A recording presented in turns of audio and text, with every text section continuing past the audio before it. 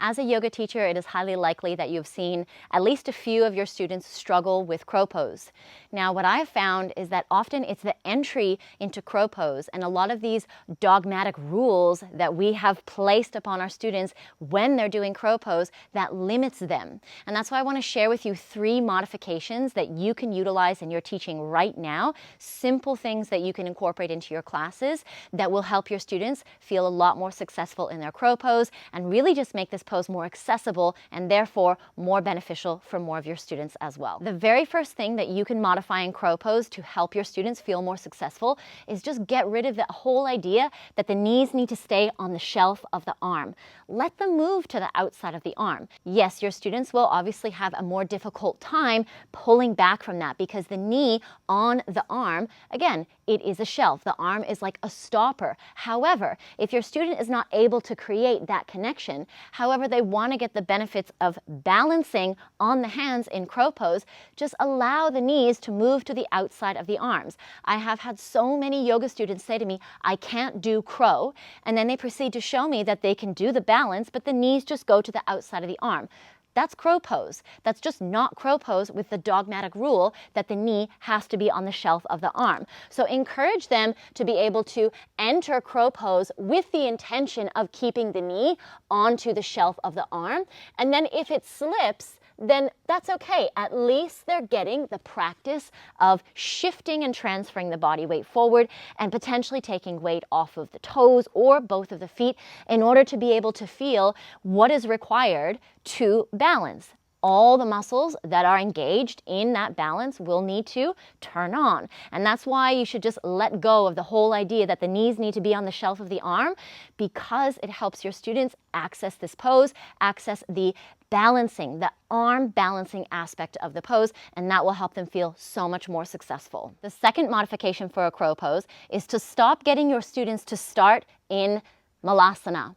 This is a difficult position for a lot of people, number one. Okay, so even if they can get here and they can transfer forward, the bum is low. This is going to be the hardest part to lift and then transfer the weight away from and into the hands. So if we're getting our students to start low, it can be quite difficult for a lot of them to then raise that up and tip the body weight forward. So instead, you can get them to start in a belly to thigh chair pose. So the hips will be low, the belly is coming towards the thighs, and then they're starting to reach forward. They're starting to lean and tip the weight and land the hands.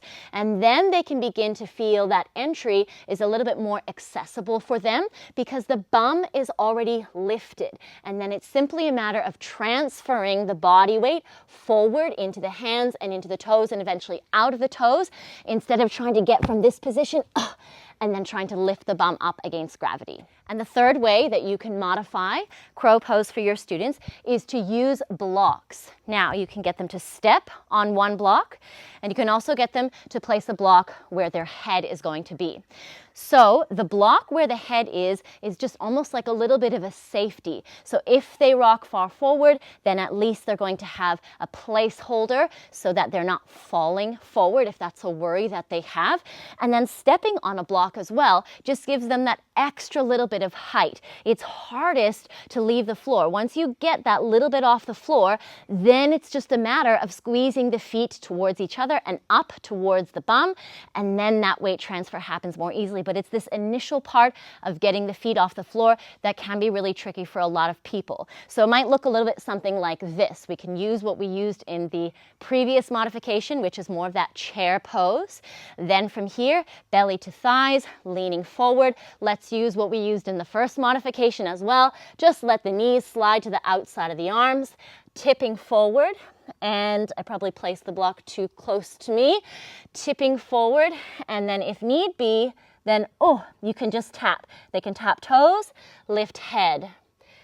Tap head, lift toes, tap toes, lift head. And it's just that gradual body weight transfer back and forth between the two props that can make this pose a lot more accessible for your students. Start playing around with these 3 modifications, and even as I showed at the last one, a combination of the 3 modifications together just to test them out. It really is a lot of trial and error, and I encourage you to test these with your students, get them to try different things and see what's working, see what's not working. And it's only through that trial and error in a supportive environment provided by you as the teacher that your students will be able to thrive more in their practice and overcome some of these challenges that they might be facing when it comes to kind of the rules or the rigidity around entering poses, particularly crow pose, in a very rigid, structured, dogmatic way. So try these out in your classes. Let me know how it goes in the comments. And if you liked this video for your teaching, please make sure you subscribe to my channel for more like this.